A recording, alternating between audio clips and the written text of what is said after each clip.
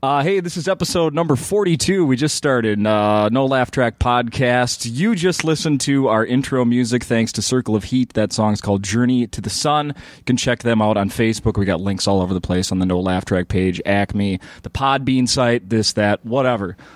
Here we go, podcast. Not one guest tonight, but two, because we have a wedding crasher.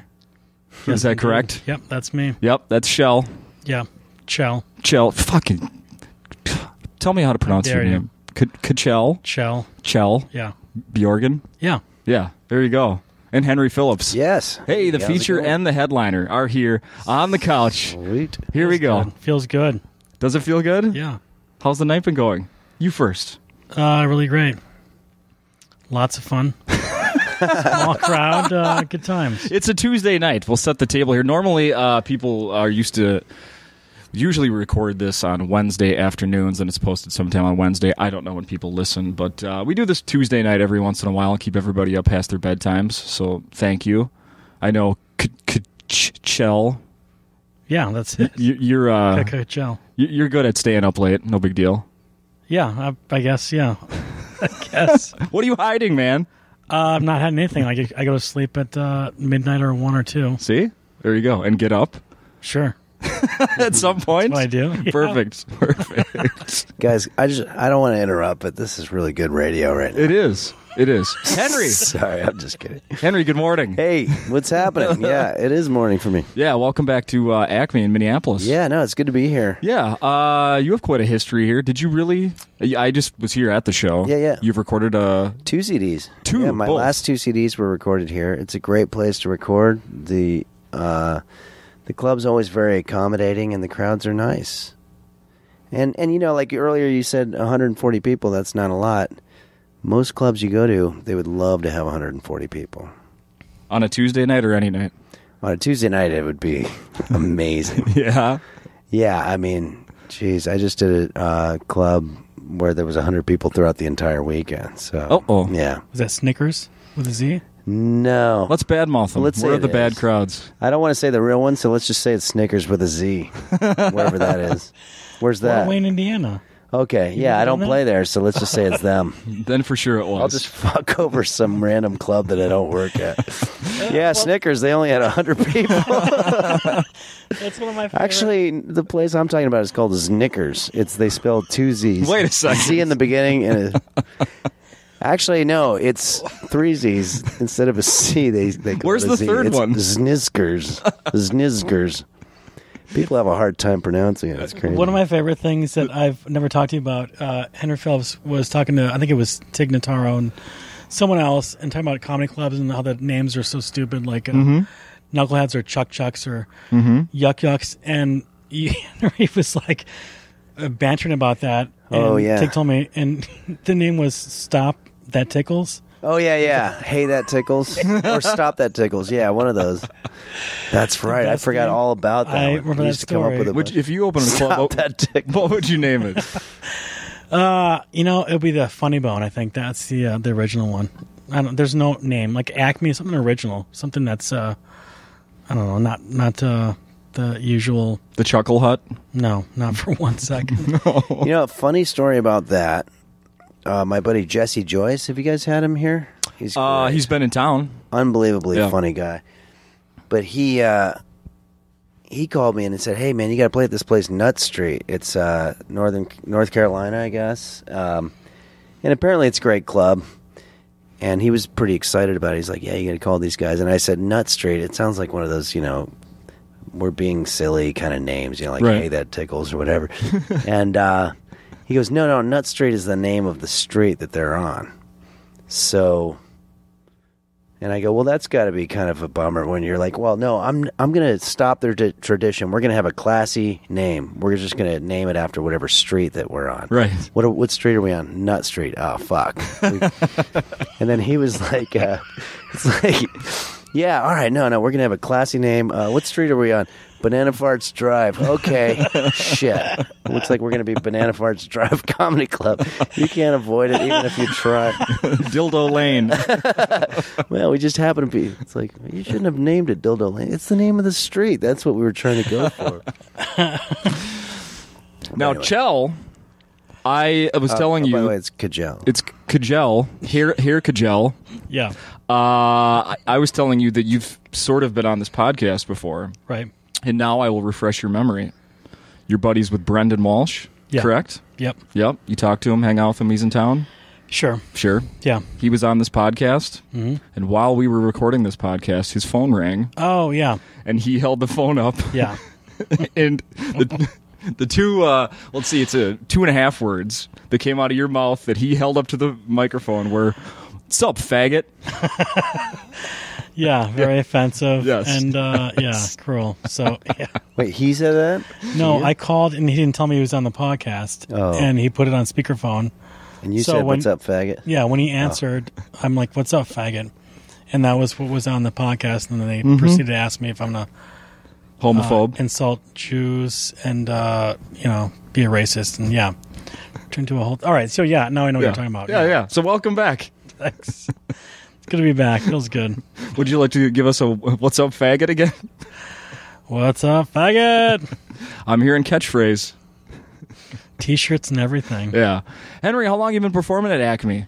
First time I came in here was about 2000, maybe 99. I came here with Doug Stanhope. Oh, wow. Yeah. I think it was 2000. I was the feature act for Doug Stanhope. Had an amazing week here. It was great. Super fun. Did you go on the road with him, like all over? Or? Yeah, I used to travel with him a lot. He brought me to a lot of really cool clubs. Houston, Minneapolis, Nashville, San Francisco. Most of the ones that are sort of named like the really good ones, Doug was nice enough to bring me along to, and that's how I kind of got started. Yeah. How was that going out on the... I mean, he's got kind of a reputation. Yeah, it was great. I mean, the week we were here was fantastic. There was a whole story that happened where there was a guy who was an open micer or something like that, who Doug had played a bunch of pranks on him the previous time that he was here. And so this guy thought, well, and really bad ones too. So it's become not a fun thing. Like, he was actually going to try to really get back at Doug. And Doug was on stage, and all of a sudden he gets this heckler, and we found out later that this open micer had recruited some headliner from someplace else to come here who already didn't work here. He wanted to work here, but he didn't get in, so he was kind of like, all right, well, screw it, I'm going to go ruin this guy's show. Yeah. And he heckled Doug, and Doug from the audience, and then Doug ripped him apart, like from the stage, and just completely ruined him. And then afterward, I think Lewis had told Doug, you know what happened? This guy actually asked this other comic to come here and heckle you. Yeah. And Doug was like, well, you should do a thing where you pretend like you were just about to call him to headline here at the Acme. And say, but now you're not going to do it because you just ruined your chances. You just blew it. And Lewis went with it. No! Oh, absolutely. Lewis went up to the guy and says, yeah, that's really messed up. I was just going to call you this week. No. I was going to call and see if you could come here and do a headlining week. And then, so it all backfired on this open micer, because then that guy wound up yelling at the open micer and going, you asshole. Oh, yeah. You asshole. You made me come over and do this. I was actually going to be working here for a week, and you made me just ruin it. And he sold the other guy out completely. He's like, he's the one who made me do this. You know? Right. So it was a nice little... God, that's funny. So that was the story of the week. That is awesome. That was fun. That is awesome. I remember... we've crossed paths before. You've come into the radio station. Worked at KQRS. When did you cut the hair? I know you had longer hair at one point. Yeah, I just, I don't know. The older you get, it looks kind of silly. You know? Keep trying to keep that dream alive. You had long hair? I didn't know you had...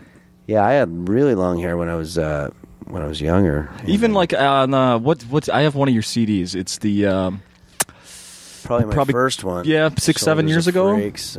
Maybe. The one. Yeah, I've always had longer hair. Yeah. I don't know. Just kind of like it starts becoming something that you don't want to show off too much. I'm going to show off my gray hair and how it doesn't reach the front of my forehead. I have 2 daughters, Yeah. and my youngest daughter's 4. She said to me the other day, she was like getting right up in my face. She was looking at my goatee, and she noticed the gray hairs coming in. Yeah. And she goes, Daddy, if you cut those, you should shave, because if you cut those, then they'll be gone and they won't grow back. So, if only that were true. It'd be very simple to stay young. Oh, that would be awesome. Yeah. I think. Yeah. So you look like a young guy. What are you, in your early 30s? Or? Late 30s, but thank you. Yeah, sure. Yeah. That's cool. I'd say it's from healthy living, but I'd be lying. Oh, right. Yeah, I think it's just good genes. Yeah, that's probably it. Yeah. The good Scandinavian genes, I believe. Mm-hmm. You know about that, right, Kjell? I do indeed. Yeah. I have excessively oily skin, so I have no wrinkles. So that's key. Yeah, that's good. And as I learned from watching your show tonight, a vaginal yeast infection on your face. Well, that's the implied joke. It's not literally a vaginal. No, it was. It was. I Googled it during the show. Well, that's the skin condition. Yeah, it's an excessive amount of yeast. So, yeah, that's the oily skin, which causes dry skin, which is a weird condition. So my skin would get oily, and I would still have dry, flaky skin on top of that. And so for 10 years, I had no idea how to fix it. I looked like a burn victim. Oh, no. Yeah, and what's the condition called? Seborrheic dermatitis. Oh, okay. Oh, my God. Wow. And Well, we have a doctor here today, and we're going to invite him in right now. Jesus. Yeah, that's great. Yeah. Are you guys working together all week this week? Yep. Yeah. Yeah, that's going to be fun. And you had a night where you headlining. I know you've headlined here. You've had your weeks. Yeah. You were just here a few weeks ago. Yeah. You did a Tuesday. Who was there that week? Kevin Bozeman. Yeah. And, I can't remember who else, but Bozeman came out on Wednesday, so I just did the Tuesday night. It's fun. It's a blast. You're still living locally? Sure, I'm in my dad's basement. Really? Yeah. Didn't you have some other roommates that I know? I did. I was with Mary Mack and Tim Harmston, and then I couldn't afford the rent. That was $325. That they were charging? Yes. They are really ruthless people. It's ridiculous. Yeah. They're hardcore. They're brutal. Yeah. Tim Harmston, Mary Mack. Yeah. Yeah. Yeah. Vicious Yeah. people. And did they ask for it every month? Every month. See, that's fucked up. In my face every month. That is really Thank fucked you. up. You get it. Yeah. You get it. Like, what if you're drinking, for example? Like, I'm supposed to give you money that I'm going to use for drinking? Hello. Yes. Yeah. You get it. All right. Thank you. Yeah, Mary no, Mack I'm with you on this. Mary Mack was aggressive in my She's face. a ball breaker. People She know punched that. me. Are you from Wisconsin? Where are you from? No, I'm from Minneapolis. Oh, you are? Yeah. Yeah. And you're from L.A., right? Yeah. They didn't lie in the bio that I read? No, I was born in New York City, but we moved to L.A. when I was 12, so... You've been there the whole time? Yeah, I'm from L.A. Who taught you to play guitar? Well, I started that when I was 8, back east, but only for a little bit, and then when I got to L.A., it was the big craze. Everybody had to play guitar, you know. Eddie Van Halen was from the next town over, and Randy Rhoads. Oh, yeah. From Burbank, and, you know, you just had to play guitar, and every kid on the block was doing it, and so... When I picked up the electric guitar, I was like, I already had a little bit of knowledge from when I took lessons earlier, so I had a little bit of a head start there, which was pretty cool. Yeah. I assumed that the goal was to be a rock star. Yeah, for sure. When did it switch to definitely comedy rock star? Well, in my later teens, I started trying to become a studio musician, thinking I could make money playing guitar, and that's just all about schmoozing, and I was never very good at that. Till I started drinking, then I got good at it. But I remember being like, showing up to like shows and being like, oh, I met this cool dude who's a guitar player. He could probably hook me up with some stuff. Mm-hmm. Maybe like if he, can't do a gig, or if it's beneath him, he could forward it to me. And so I'd go over there, but I wasn't old enough to drink. I was like 18 or something, and they'd be like, all right, well, we're going to go have a beer across the street. And I'm like, I can't get in there. So kind of screwed me on the schmoozing thing. But then years later, like I remember being at the Improv one night, and I met all these guys, Kevin Rooney, Jim Valley, who is the guy who was a head writer on Arrested Development, and there were a bunch of other people. Kevin Rudy's like a veteran comic writer. At the time, I think it was Mad About You, head writer, and all that stuff. He's amazing. But so I was just some young kid, and we all went across the street from the Improv. The only thing we all had in common was we liked to drink.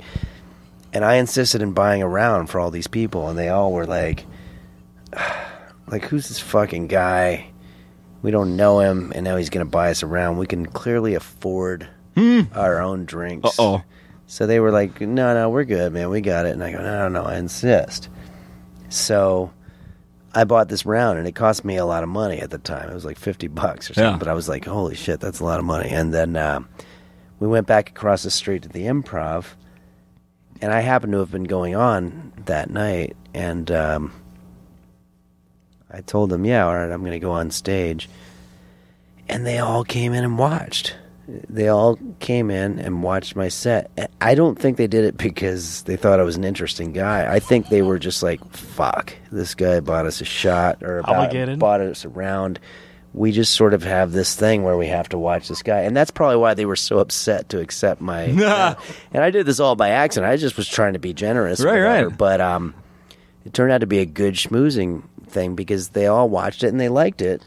And then all of a sudden, like a week later, I get a call from a guy named David Steinberg, who's the classic veteran comic, David Steinberg. Oh, yeah. Yeah. Has the show on Showtime now. Who said that Kevin Rooney said that I was funny and that I should come in and do this thing. And so I wound up doing this whole project with him, like back then. And I was like, literally just from buying a round of drinks, it helped my career. So schmoozing and alcohol are very related, I think. Oh, and Doug Stanhope, we already talked about that. Yeah. I wouldn't have even met him if we didn't both have the drinking thing in common. Well, so. I just assumed. Yeah. When you mentioned his name. Yeah, so that happens. I don't think he's... Do you think he would bring someone on the road that didn't want to drink with him? I doubt it. Yeah. Yeah. I highly doubt that. Yeah. Now, Kjell. Yes. You moved out to L.A. at some point, is that right? Yeah. Yeah. What happened in L.A.? I moved out there to pursue... I did Second City in Chicago and Improv Olympic. I always loved comedy, and then moved out there to be an actor or a sketch comedy kind of performer. And then... were you in a troupe? That was the Second City? Or, I mean, didn't you break out and... How does that work? I was in Chicago for 2 years, so I took classes, and then got to the conservatory, which is... It's just like I was there for a year and a half, just, getting my basis, and then moved to L.A. to try to find my way, and then was waiting tables at Hamburger Hamlet in West Hollywood. Is that place still there? No. As of about a year ago, it's gone. Right. All right. Sucks. You're talking about the one on Sunset? Yep. Yeah, the tap room? Yeah. Such a bummer. Hamburger Hamlet. Yeah. Okay. The place was great. Yeah, it's like an upscale hamburger joint with a good lobster bisque. And I was waiting tables there and had my headshots and met my manager while I was waiting tables. Like we just hit it off, and she was actually Doug Stanhope's manager. Oh. Joanne Astro. Mark Lano. Oh, yeah. Yeah. So they signed me on as an actor, and Mark Lano was the owner of the Improvs, co-owner with Bud Friedman, and taught stand-up classes. And they said, So Joanne used to hang out there at the... Yeah. Oh, okay, cool. Yeah. Yeah, it was a great place. It was. Look, it is. Well, this is like a classic story. You're like the Lana Turner or whatever that was. You got discovered as the waiter. I sure did. I got discovered. And a twinkle in his eye. I would have thought that never happens, but it really did happen. Yeah, it happened to a certain extent. So You were the budding starlet who got discovered by the major Hollywood producer. Look at that. That's great. Yeah, so they offered free stand-up classes. I'm like, well, I love comedy, so I'm like, yeah, I'll jump on that. And auditioning was not my bag. I just felt uncomfortable in front of a camera and one person. And in front of an audience, I felt strangely more comfortable, and that kind of led me into stand-up comedy. I thought that was a cool class. I used to watch, a lot of my friends would do it, and then I would watch the final, performance, and... Really? Yeah. And that's all people getting their start? I thought it was quite good. I mean, Mark would always try to encourage people to be different and a little edgy, and yeah, they put on a big show at the end, and it was a good time. It was interesting. Did you always, Henry? Did you always blend the when you got up on stage? Was it ever just straight comedy? Well, actually, no. I started with straight music, and then, no, yeah. I mean, when I did open mic nights in the beginning, it was just me doing music, songs that I wrote, and then the comedy thing started creeping in there with just doing comedy. Let me guess, I got the best reaction. Yeah, and then I started doing little banter in between, and then a lot of people started enjoying that more, and I enjoyed doing that more. So now I'm in a place where I kind of open up the show with just regular stand-up, and then I grab the guitar and finish it out with a bunch of songs. Yeah.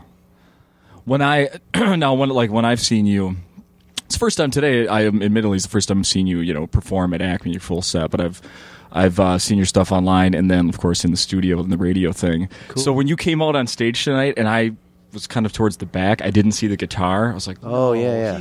Did he drop the guitar? Am I not? That's funny. What's going on? And then when you pulled, interesting. it was because it was sort of tucked on the side here. Yeah. I couldn't see it. I'm like, is something changed? Wait a second. Yeah. Okay. And while you were thinking all that, I was actually up there doing jokes.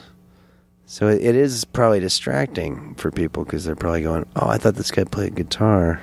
But the reason I stopped doing it is because I'm like, well, if I'm holding a guitar while I'm telling a joke, then you're anticipating it the whole time. No, you're you're right. taking away from the comedy of it, Yeah. So no, that's you're kind right. of what I'm trying to do, yeah. But yeah, I wouldn't want people to be disappointed. So maybe what I'll do is I'll have the guitar visible tomorrow. I'll lean it like vertically so that they're like, okay, there will be guitar. Now proceed, sir. Yeah, just have it on a stand. 6 foot high. I just want to know that there will be guitar at some point. Yeah. And play any other instruments, by the way? Yeah, I play keyboards, piano. I guess I play bass by virtue of the fact that I play guitar, That's implied when you play guitar. Yeah, right? you're just kind of playing the lowest note. No one admits to bass, though. Yeah. Just play. Well, I mean, guys that are really good are a different level, but I mean, I could hold my own. Musician? You play anything? I always want to play the guitar. Like, that was one thing, a guitar or piano. Like, that's a weird thing where I was just thought about this last week. I'm like, I would love to just start taking lessons or learning how to play guitar. Like, it's a weird, I think just common among artists, like stand-up comics, musicians. Yeah. Like, it's a weird cross-parallel thing. Mm-hmm. I don't know. I listen you can to do music. it. I used to teach guitar, and every once in a while I'd have like a guy in his 30s who just decides he wants to play guitar. And if you get the right teacher, you can start banging out some Eagles songs or whatever. And if you watch a lot of TV in your spare time, what I always tell people is hold the guitar while you're watching TV, and then just start noodling. And it's just sort of eventually you start going, "Wow, I didn't know I could do that. That's cool." Like, if you're wasting time anyway, might as well waste time holding a guitar and practicing the stuff, Yeah, I always That thought sounds easy. Right. Sounds like it could work. That's kind of what I did. When I was a teenager, I used to watch a lot of Three's Company and all that garbage. Isn't it the same thing as stamp, though? Like, how long does it take before you really know that you know how to play the guitar? Is it like 10 years where you're like, all right, I know what I'm doing, I know I'm good, or? I felt pretty good by the time I was like 16 or 17. I felt like, oh, okay, I'm good at this. Oh, look at the hot shot. But I mean... Kid Dynamo over there. I don't know. Maybe it's different for everybody, but... Were you knocking them dead? I don't think it is that much. I think when you're younger...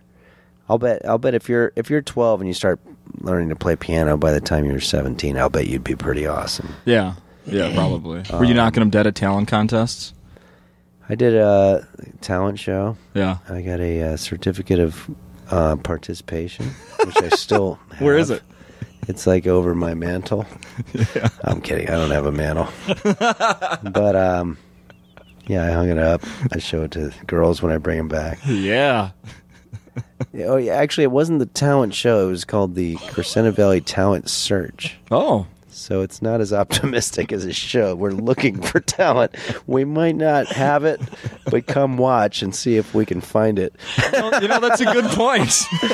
Actually, most comedy shows should be called the Comedy Search. Yeah. We're all watch three comics trying to find comedy, and some of them, every once in a while, they'll find a little bit. Every open mic should be renamed as a search. Yeah. I think that's official. Comedy Search. Yeah. Yeah. I like that.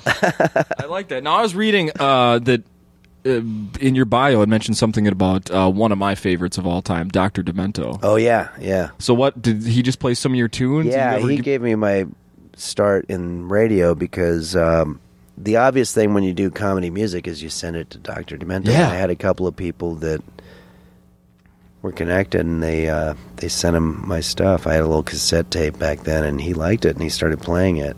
So this is like the Weird Al, like cassette tape, like same deal. Yeah, he started playing my stuff, and it was very exciting. I started getting a little bit of a fan base, and then he actually went on the on the Bob and Tom show in Indianapolis. Yeah, and they were like, "So who are you playing now?" And he told them me. And so then they started having me on the show on Bob and Tom. Holy shit, look at that. That was a parallel thing. I mentioned that Stanhope and that whole thing, but also at the same time, the Bob and Tom thing was helping me with getting on the road. Oh, yeah, for sure. In other markets, yeah. What was Dr. Demento playing? Well, that's, yeah, I mean... I don't remember what a lot of the stuff was. You mean during that time that he was playing me? Yeah, playing your. What was he playing of yours? Oh, of mine. I'm sorry. Yeah. There was a song called "Driving" and a song called "Shoulders of Freaks," and those were the ones that he liked the most. Do you do any of those anymore? Not really. No, they're a little too nerdy for the comedy club going audiences for whatever reason. I don't know. What does that mean? Meaning, it requires a certain basic level of thinking about stuff that people don't want to really do when they're at a comedy club. I mean, they kind of want to turn off their brains a lot of times. Yeah. And I get that, you know. It's like the difference between Three's Company and, say, what's a TV show that's smart? I don't know. Taxi. Scrubs? No, I don't know. Taxi. Yeah. Yeah, I don't know. It's just people don't. When people go to a comedy club, they don't want to necessarily have their brains challenged. I mean, maybe some of them do. I don't really feel the instinct to do that when I'm up there. I just kind of want to go up and make people laugh, and yeah. Keep it simple. Tonight, man, there was a girl in the front. I don't know if she was 16 or what, but she's staring at me the whole time. Is that good or bad? It was awful. I felt terrible. I was like, she wasn't laughing at one thing that I was saying. And, you know, I'm just going, I would love it if she wasn't in the room. Oh, no. Because I would feel more comfortable. But instead, I'm just like, Oh, no. But, you know, I'm a 43-year-old man. What do I have in common with a girl? I mean, she must have been 21 in order to get in, right? Yep. Yeah. So, you know, still a 21-year-old girl and a 43-year-old man. We're coming from two different places. Yeah. Oh, She yeah. owns the universe. I am an outcast from it. So you know who he's talking about as well? Yeah. Yeah, we talked about it after the show, and that's what's so interesting to me is that you still have that, like... Well, I just kept seeing her in the corner of my eye, but I wasn't paying attention to her. I was just trying to take it out of my mind. Right, but you recognize the fact that she's 21. She's not your demographic. At some point, you have to say that to yourself. Right, but it still bothers you. Yeah, because you want to please everybody, but, you know, and it's just like comedy is one of these things where you go to the comedy club, you don't necessarily... You're going to have... People are going to have different ideas of what's funny and what's not, you know, and so there's sort of a hodgepodge of people, and you're every once in a while going to get somebody who just doesn't, it's not their cup of tea. What are some of the weirdest things people have said to you after the show where it's like obvious they don't ever go to comedy clubs? And Yeah, well, I was with my buddy Augie Smith. Augie's a very funny guy, and that's the second time his name's come up, I think, in the last Yeah, he's great. 3 episodes of the show. Oh, he's it's crazy. Yeah. So great. And we do a lot of gigs where he'll go on after me and just like destroy. And I remember I was walking to the bar and then after the show, and then some guy corners me. He's like, "Dude, come hang out with us. You were the comedian." And I'm like, "Oh yeah, dude. So what's it like being a comedian?" And then I'm like, I'm being nice to the guy, but he was so annoying. Mm-hmm. And at one point, like 3 minutes into the conversation, he's like, "So, dude, it's like way obvious that guy Augie is like the pro, right?" What? To me, and I'm just like, What? "Hey, fuck you, buddy. I'm gonna go. Let me continue going to the bar like I was gonna do Without you. I'm just sitting here talking to you for 3 minutes, being cool, and now you're just fucking insulting me." But I don't think people realize they're insulting you. I think that he just sort of that's what makes it even worse. It's just his honest impression of what happened. Yeah. Yeah. You can only get away with that and not get in trouble when you're like my kid's age. 4-year-old can say that.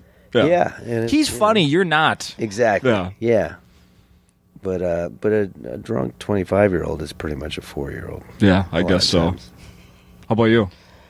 Yeah, I mean, there's a weird intoxication that happens when people are in a collective small group and they're laughing, and that laughter gives them a weird behavior where they feel entitled to speak their mind. Like, so ignorant. Like, I don't know, it's just annoying and naive and whatever else. But I guess it's the I did it, like, I had a joke about, this is like 8 years ago. I did a one-nighter somewhere in Iowa. It was a pool hall. It was awful. And I had a joke about Valtrex, like it was that pill that people take for... Boners, right? No, for herpes. Oh. I was taking it for my dick. Really? Yeah. No, I'm kidding. No. Kidding. Go ahead. I'm totally kidding. Go ahead. So the joke was, I take it for my cold sores, but it's also a pill that people take for their herpes. Okay. Cold sores, herpes, genital herpes, same thing. Sure. And the joke was about the commercial, and there's a girl swimming, and I say, "Here's what I'm thinking, get out of the pool. You've got herpes, you're gross." Right.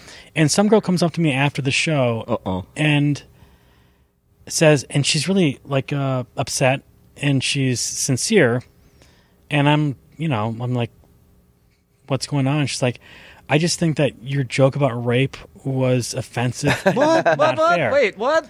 And that's why I said, I'm like, what are you talking about? And she said, "You talked about rape and you talked about herpes. I was raped and I got herpes." Holy fuck. And I'm like, What the fuck? I No. never said rape in that joke. It was a This different is a thing. very funny story. But it's where people they go to a comedy show, they get drunk, whatever. She heard rape somewhere.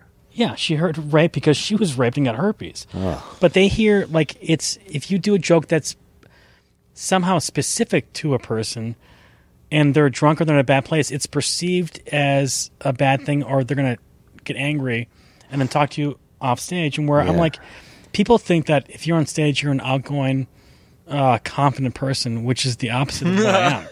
Like, I keep to myself if I'm sober off stage. Yeah. And I'm really sensitive and insecure. But if you're on stage, people think that you're confident and you don't give a fuck about anyone. Yeah. And so it's hard to explain to them, like, well, first of all, I wasn't telling you that you were raped or that that's funny. That was never said. Like a girl getting out of a pool, from a commercial. Yeah. Yeah, that's the frustrating thing where you just are trying to make people laugh, and it's like, what other job do girls come up to you and tell you I was raped and I have herpes? I don't. It's just like Not any jobs I've had. other than a doctor, maybe. CSI, maybe? Comics and doctors. That's the only reason that would ever happen. God. That's true.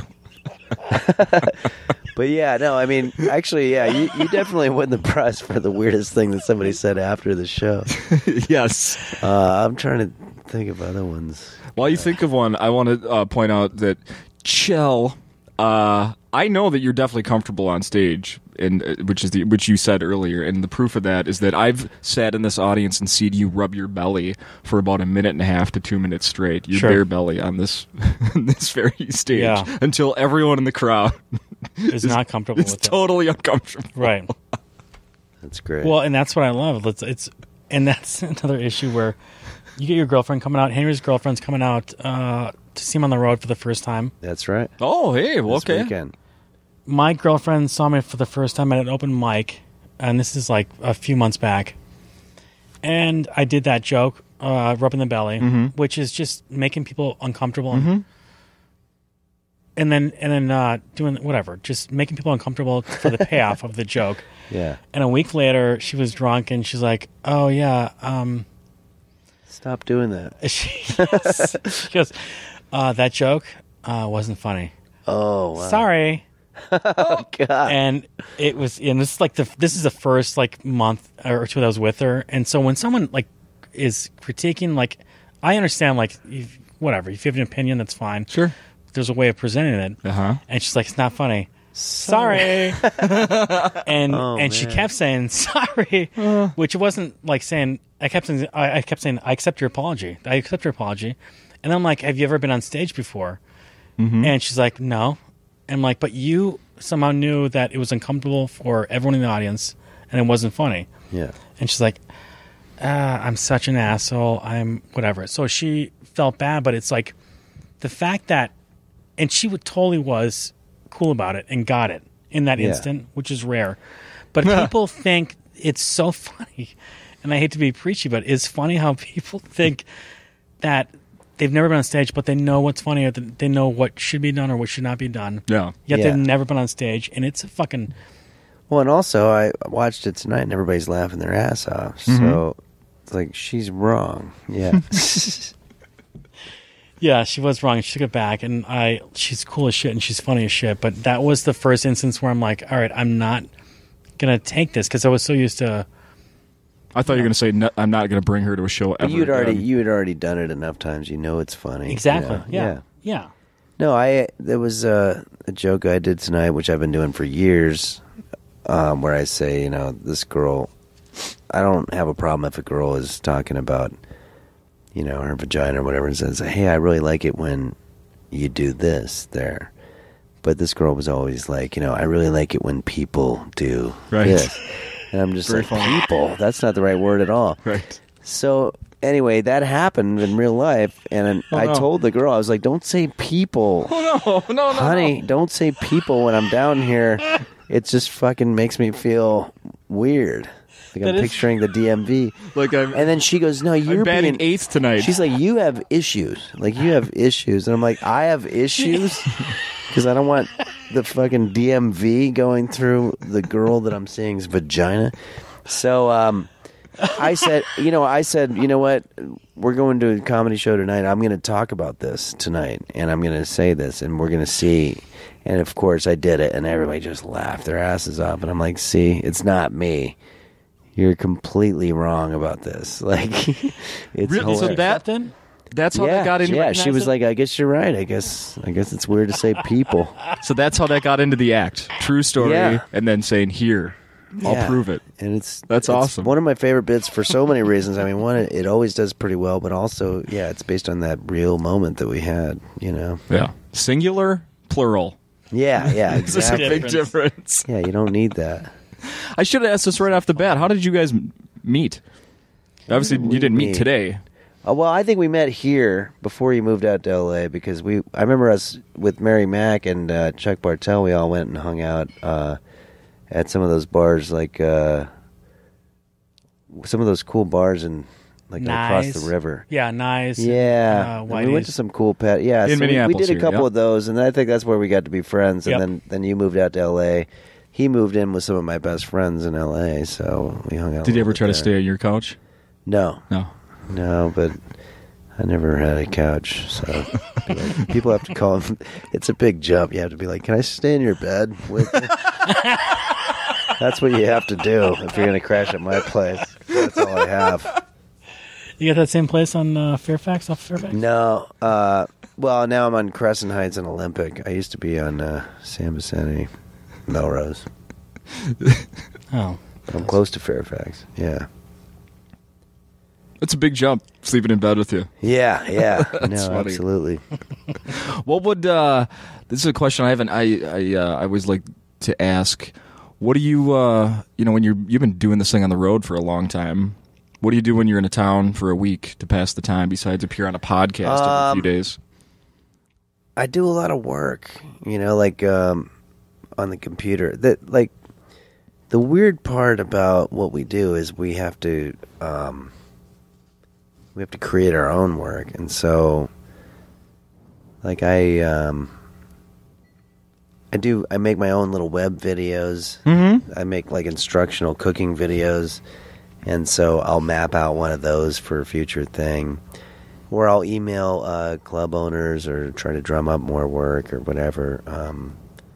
Chat on the phone with a lot of comic friends or whatever. Watch TV. I don't really do. I don't really go to the local museum or any of that kind of stuff. Yeah. It's just like jog for 2 hours. Like a waste of time. Go get a smoothie. Yeah. No. Sometimes I have been known to cook up cookies for the local homeless shelter, and I'll take them by early. Oh. Like tomorrow, for example, I have to do radio at 7:20 a.m. Yeah. Sure. So that means the only time I have to make cookies, I have to get up at 5. Well, I'm going to jog. And Right. then when I'm back from jogging, That's great. which is great, and it's very cold out there, but I'm going to make cookies, and I'm going to bring them by the little homeless shelter, and hopefully they'll enjoy it. I'm just making the best cookies I can. Wow. I don't know, but so I'll be in time for radio. That's so fucking cool, Yeah. man. They're probably used to those generic Oreos, so Yeah, no, Hydrox. I want to give yeah, them not as good. something made with love. Yeah. I'm making fun of me making cookies for homeless people. No, I'm nowhere near that good of a person. I'll just sleep in. Sleep in. Yeah. Nothing wrong with that. So I wrote something down here that I want to ask you about. Oh, this semi-biographical comedy film. Yeah. Punching the Clown. Yeah. Talk about that. Yeah, it's on Netflix, and we made it about 5 years ago, and it was very well received in the film festivals and stuff, and we got distribution on it, and it was fun. It was mostly just string together as many road stories as I could think of, stories that I would tell my friends about, like awkward situations that I've been in, stuff from my act or whatever, a lot of live footage. And we just kind of strung it in together as a real movie with a plot and everything, and threw it on the screen. And, How did you get to do that? It seems like everybody would want to do that. Well, the director and I had been talking about doing it ever since we were in college, and then nowadays the equipment is so readily available, that he just showed up to my door and said, "Screw this, man. We're just making this thing. I'm just going to take out all my credit cards. We're going to rent the camera. We're going to get a crew." And my cousins helped out with a little bit of money. Okay. Yeah, we just made it. I mean, nowadays, you can do it, Yeah, for sure. which is great. It was. But one I of the- mean, everybody does it. It's just the thing is that once you make it, it's got to be. You got to be pretty sure that it's going to be good, Yeah. And so we sent it out to the festivals. The first one that got it was Slam Dance Film Festival, and we won the audience award there and stuff. Awesome. And then did a whole bunch of other ones, and then did a whole run in New York at a theater, and then got distribution. So it's pretty cool. And it's on Netflix right now. Yeah, Netflix, iTunes, Amazon, Hulu, YouTube. Kind of wish I would have looked that up and watched that this week. I didn't get a Oh, chance yeah. to do that. Now I will. No, it's fun.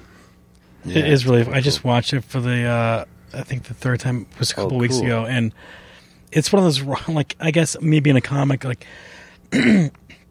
I really appreciate his point of view, but it's such a honest portrayal of life on the road. Does it follow you back to the hotel and that type of thing? No, it's mostly like industry conversations that I've had, with people out in LA, and then a couple of road stories. Yeah. Yeah, I get misbooked at like a Christian fundraiser or something like that, and then At the pizza parlor? yeah, exactly. And then I go up and do one of my dirtier songs, and it's just, but which happens to us all the time. We'll get booked somewhere and not know that there's like a whole party of Christians out there, whatever. Is it better to know or not know? Well, if you know, I guess you could tone it down, but then a lot of us, I've got maybe 15 minutes of stuff that I could do in front of people that are easily offended by language. Yeah. Beyond that, I really wouldn't know what to do, So maybe you might as well just plow through it. You might as well, yeah. Probably better not knowing. Yeah. You were going to say something about the movie? It was one of those movies like my dad has got a my dad like is hard to read, and like every now and again like he connects with comics that I know or comedy shows like on Comedy Central, and one of them was Henry's movie Punching the Clown, and he loved it, and it was bizarre. It's one of those things that it's just a specific dry sense of humor that captures true conversation in odd situations. That was really, it's cool that I find something funny and my dad likes it too, and I think it's rare, and yeah, it was fun to watch. It seems to be crossing generations, which is cool. What's the story behind the title? Well, it's punching the clown is a obvious like euphemism for masturbation or whatever, but also I'm sort of the proverbial clown being punched by the entertainment industry. The clown meaning my job is to make people laugh. Right. And then we have this sort of arch nemesis character in the movie who does all these like if you saw it, it'd be obvious to you. What the I apologize. is. No, that's all right. I feel like, but so yeah, we even explain it where he's got this song called "Punching the Clown." Okay. Yeah, no, it's fun. And then how about those the cooking videos? Yeah, so those are going great. How many of those have you done? I've done like 13 of them. Yeah. Tig's been like Facebook posting about them and stuff, which is kind of cool. Oh, right on. And I just keep on making those because those are a blast. I make a little song and I just do a whole, instructional cooking thing, and I enjoy that. Yeah, it's Henry's Kitchen on YouTube. I'm going to do a few more too coming up the next month. You got the ideas already? Yeah. No, I enjoy it. Is there actually any cooking involved? Yeah, but it's I try to follow the recipes, but I pretty much. I make sure that I've never done the particular dish that I'm doing ever, so that way you get the real moment of actually screwing stuff up, which is cool. Yeah. My girlfriend and I looked up last night on the internet how to hard boil an egg. Oh wow. Yeah, that's true. Yeah, no, I've actually looked that up. It's not as easy as you would think. You're supposed to like boil it or get it to a boil and then take it off the heat and let it sit for like 12 minutes. Yeah. Yeah, and then you put it in cold water. Yeah, there's a whole process. I did not know this. Look who didn't know that. You put salt and like vinegar in there, keeps the shell from breaking, or I don't know, all kinds of stuff, or makes it easier. I don't know. None of us knew, apparently. Yeah. Yeah. What? All right. Well, what do you sell your CDs outside the store? The shows? No. At night? No. Why not? I mean, I try. They don't. Do you carry them to? I carry them. Let's start over. I try to. Do you sell bring them. your CDs to shows and offer them in exchange for money? Yeah, absolutely. Yeah. Okay. Yeah. But I don't sell them. All right. Selling requires something that's out of my control. No, tonight I stood out there and people were not buying, and I was like, I'm not going to stand out here and humiliate myself. So I said, screw it. But whatever. All right. But no, I do. I have my CDs and DVD of the movie. But I might not be great at plugging it. I plug it in a joking way the whole time, but I think I should throw in something at the end that's like, by the way, guys, I'm really serious. I am selling these fucking things, so please do. Probably.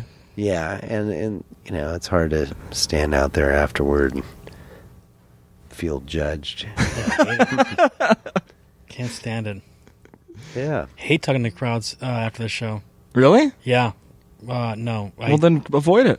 I do. I always do. At all costs. Yeah, I hide in the arena room where I'm at the bar doing drinks with a hat on. It's awkward conversation. Yeah, I don't like it. I don't like it either. No? No. You said, let's go back. One more thing I want to talk to. We're just about out of time. Yeah. The girlfriend's coming to town? Yeah. That's a big deal. This weekend. Yeah, that'll be cool. why here? Well, I mean, it's a good town, and I thought it'd be fun to have her. She was available to come out, you know. She been to Minneapolis, Minnesota before? Not sure that she has. Yeah. No.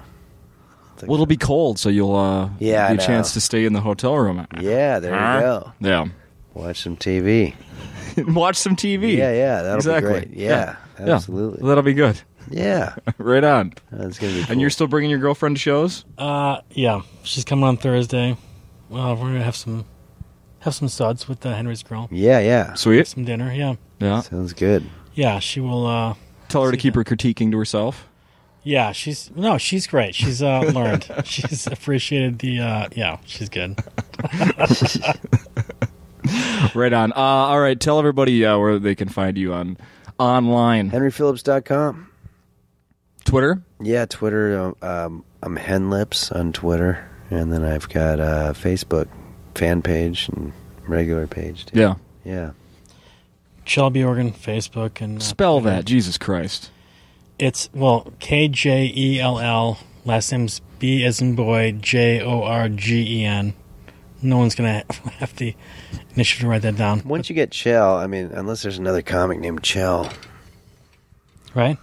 Is there ever any confusion between you and another Kjell? Yeah, there's another comic, actually, that just moved there to really? Minneapolis from Arizona. Oh, that's with annoying. the same name. What the hell's his problem? Doesn't he know you own this town? He's a piece of shit. I don't like him at all. What a fuck. Real son of a gun. And I got a Twitter, too, at KJELLPJORGEN. There you go. Perfect. It's not run by me. All right, guys, thank you. All right, Go man. get some sleep. Thanks very much. Yeah, I'm looking forward to that. Perfect.